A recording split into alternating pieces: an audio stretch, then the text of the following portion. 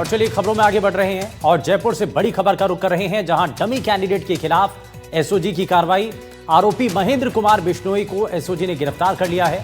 शारीरिक शिक्षक भर्ती परीक्षा 2022 में अपनी जगह पर डमी कैंडिडेट बिठाया था और आरोपी को फिलहाल एसओजी ने गिरफ्तार कर लिया है और इस पूरे मामले का खुलासा हुआ है। दीपक चावला हमारे साथ जुड़ गए, हमारे संवाददाता। दीपक, ये पूरा मामला सामने आया और भर्ती परीक्षा में डमी कैंडिडेट बिठाने का मामला, आरोपी गिरफ्तार हो चुका है और इससे जुड़ी क्या जानकारी? बिल्कुल, देखिए, सब इंस्पेक्टर भर्ती परीक्षा के बाद अगर सबसे ज्यादा हाईलाइटेड अगर कोई परीक्षा है तो वो शारीरिक जो शिक्षक जो पीटीआई भर्ती है वो 2022 है। इसके अंदर ये जो महेंद्र है वो अपनी जगह इसने किसी डमी कैंडिडेट को बैठा दिया था। वो डमी कैंडिडेट पहले ही गिरफ्तार हो चुका है और अब इस महेंद्र को लंबी जांच, इन्वेस्टिगेशन, पूछताछ के बाद इसको भी गिरफ्तार कर लिया है। ये पूरा मामला 2022 का है, जहाँ पर महेंद्र ने धांधली करके अपनी जगह डमी कैंडिडेट जो इंटेलिजेंट था उसको बैठा दिया और परीक्षा पास करके सरकारी नौकरी लग गया था। तो एसओजी ने एक बड़ी कार्रवाई की है, महेंद्र को गिरफ्तार किया है। अब ये जेल भी जाएगा, उसकी नौकरी भी जाएगी। इसके साथ ही अब इसके से जुड़े हुए लोगों से भी यहाँ पर जो है पूछताछ की जा रही है कि डमी कैंडिडेट था, किस गिरोह के माध्यम से उससे संपर्क में आया और उस गिरोह को भी पकड़ना जरूरी है क्योंकि और भी लोगों की जगह उन्होंने एग्जाम दिया होगा। तो कह सकते हैं कि पीटीआई भर्ती परीक्षा में भी लगातार गिरफ्तारियां जारी है। उसी कड़ी में जो है अभी महेंद्र को पकड़ा है। एसओजी का कहना है कि आगे और भी इस तरह के लोग हैं जो पीटीआई भर्ती परीक्षा में धांधली करके फर्जी तरीके से पेपर लेकर या डमी ग्रेड बैठाकर पास हो गए थे, उन पर भी एक्शन जारी है। ठीक है, यानी कि अभी और इस मामले में खुलासे होने की संभावना है। बहुत शुक्रिया दीपक जानकारी देने के लिए। और जयपुर से बड़ी खबर, जहां एसएमएस अस्पताल का सीनियर सिटीजन काउंटर मजाक बन चुका है। घंटों लाइन में खड़े होने को अब बुजुर्ग जो है मजबूर हो चुके हैं। लाइन में खड़े खड़े बुजुर्ग महिला बेहोश हो गई। धनवंतरी भवन में मानवता शर्मसार हो गई और मदद को ना तो अफसर आए और ना ही वहां पर कोई स्टाफ आया। इंचार्ज एक दूसरे पर जिम्मेदारी टालते रहे। अस्पताल में किसी कर्मचारी ने मदद नहीं की। मौके पर मौजूद युवती ने महिला को इस दौरान उठाया और ये तस्वीरें भी सामने आई हैं, जहां धनवंतरी भवन में मानवता शर्मसार हो गई।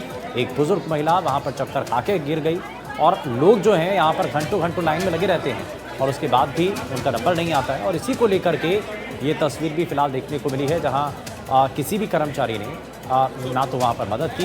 हालांकि एसएमएस अस्पताल का जो सीनियर सिटीजन काउंटर है वो मजाक बनता हुआ दिखाई दे रहा है। घंटों लाइन में खड़े होने को बुजुर्ग जो हैं मजबूर हो चुके हैं। लाइन में खड़े खड़े एक बुजुर्ग महिला बेहोश हो जाती है। धनवंतरी भवन में मानवता शर्मसार हो गई और मदद के लिए ना तो कोई अफसर आया और ना ही वहाँ पर मौजूद कोई स्टाफ। इंचार्ज एक दूसरे पर जिम्मेदारी टालते रहे और अस्पताल के किसी कर्मचारी ने वहाँ पर उस बुजुर्ग की मदद नहीं की है। ये तस्वीरें आप देख रहे हैं। मौके पर मौजूद युवती ने महिला को उठाया। वीरेंद्र हमारे संवाददाता जुड़ गए ज्यादा जानकारी के साथ। वीरेंद्र, ये तस्वीरें हम दिखा रहे हैं अपने दर्शकों को। एक बुजुर्ग महिला जो कि गिर जाती है और घंटों घंटों लाइन में लगना पड़ता है। हालात क्या हैं वो सबके सामने हैं, लेकिन ना तो स्टाफ आता है मदद करने के लिए, ना कोई वहां पर अधिकारी आता है। क्या अभी तक इस पर जानकारी मिल रही है और क्या इसको लेकर आप अधिकारी जो हैं वो इस पर क्या कह रहे हैं? बिल्कुल, देखिए, आपको शुभेंदु बताना चाहूंगा कि एसएमएस अस्पताल में सीनियर सिटीजन जो काउंटर है वो एक मजाक सा बना हुआ है, क्योंकि ये जो सीनियर सिटीजन काउंटर बनाया गया था वो बुजुर्ग लोगों के लिए बनाया गया था, जिससे क्या है उन्हें कोई परेशानी ना हो।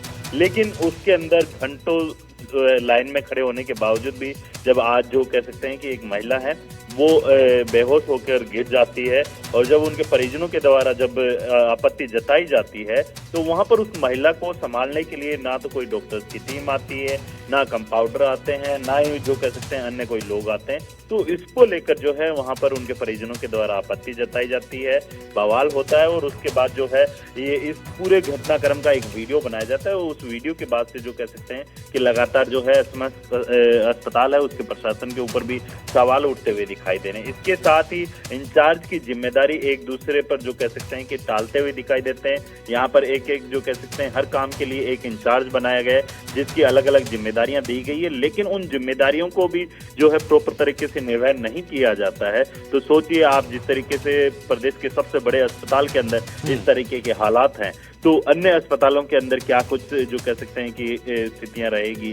तो ऐसे कई सवाल हैं वो उठते हुए दिखाई दे रहे हैं, लेकिन जिम्मेदारों उनको जो कह सकते हैं अपनी जिम्मेदारी किस तरीके से निर्वहन करनी है, जो उन्हें जिम्मेदारी दी गई है, क्या वाकई में वो प्रॉपर तरीके से निर्वहन कर रहे हैं या नहीं कर रहे हैं, इसकी जवाबदेही है वो सरकार को तय करनी चाहिए, जिससे क्या है कि इस तरीके की घटनाओं के ऊपर रोक लग सके। ठीक है, बहुत शुक्रिया वीरेंद्र इस पर जानकारी के लिए।